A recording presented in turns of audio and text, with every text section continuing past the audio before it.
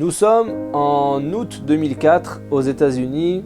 Andrew et Sharon se fiancent et demandent à leur rabbin, le Rav Reuven, de bien vouloir procéder à leur cérémonie de mariage le 5 décembre de la même année. Bien sûr, répond Reuven, on va vous marier, mais seulement si vous vous pliez aux 4 exigences de base pour un mariage juif, à savoir, premièrement, que les 2 partenaires soient bien juifs. Deuxièmement, que les conjoints étudient les lois de la pureté familiale et que la fiancée s'immerge dans un mikvé la veille du mariage. Troisièmement, que la nourriture servie au repas de noces soit cachère. Quatrièmement, que les époux n'aient pas été mariés auparavant, à moins qu'ils n'aient divorcé avec la procédure du get, c'est-à-dire l'acte de divorce. Andrew et Sharon acceptent avec le sourire, de leur côté, cela ne pose aucun problème. Ils entament alors les préparatifs pour le mariage, mais peu après, lors d'un entretien privé, Sharon, la fille, mentionne qu'une fois, elle a été mariée avec un jeune homme juif, qu'elle surnomme elle-même l'erreur, mais leur vie de couple n'avait duré que 6 heures et le tribunal a immédiatement annulé le mariage à cause des terribles actions de Monsieur l'erreur. Lorsque Reuven entend cela, il sent son estomac se nouer, Reuven le rabbin. Il annonce à Sharon « Je sais que ce que je vais vous dire vous surprendra, mais il vous faut un get.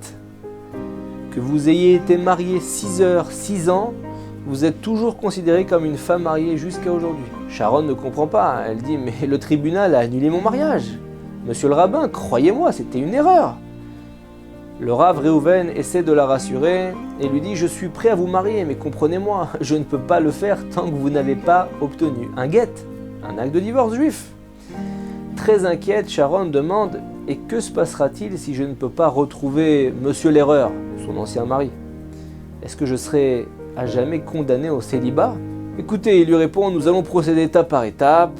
Contactons d'abord le tribunal rabbinique de Los Angeles, là où vous êtes mariés.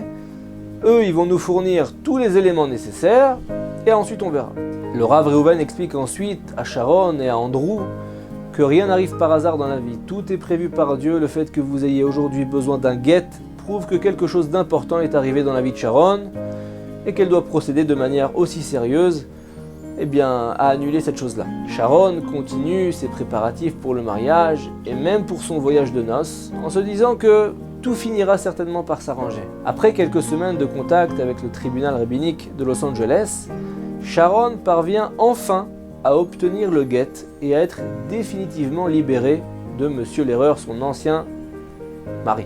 Cependant, on l'avertit, on lui dit « D'après la halakha, vous pouvez vous remarier avec Andrew, mais pas avant 92 jours à partir d'aujourd'hui. C'est la halakha, c'est la loi juive. Une fois qu'on obtient un acte de divorce, on ne peut se marier qu'au bout de 3 mois. » Au bord d'une crise de nerfs, Sharon et Andrew téléphonent immédiatement au rabbin Reuven. C'est une folie, c'est pas possible. On a tout prévu pour le 5 décembre.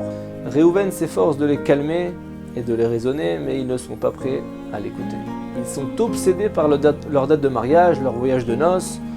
Ils ont prévu l'hôtel, ils ont tout prévu.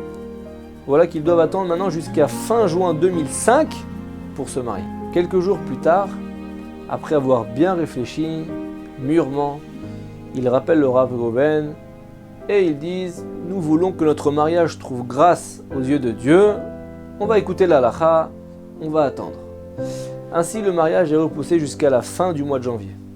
Mais au fond d'eux-mêmes, ils ne peuvent pas comprendre ce que Dieu exige d'eux, ni en quoi le fait que retarder leur mariage puisse être bénéfique. Ceci jusqu'au 26 décembre seulement.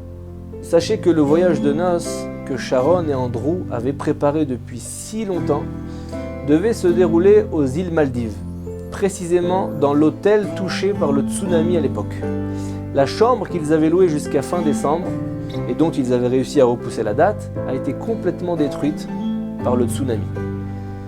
Sharon et Andrew ont célébré ce miracle le 1er janvier en offrant un kiddush, une collation pour toute la communauté réunie dans la synagogue.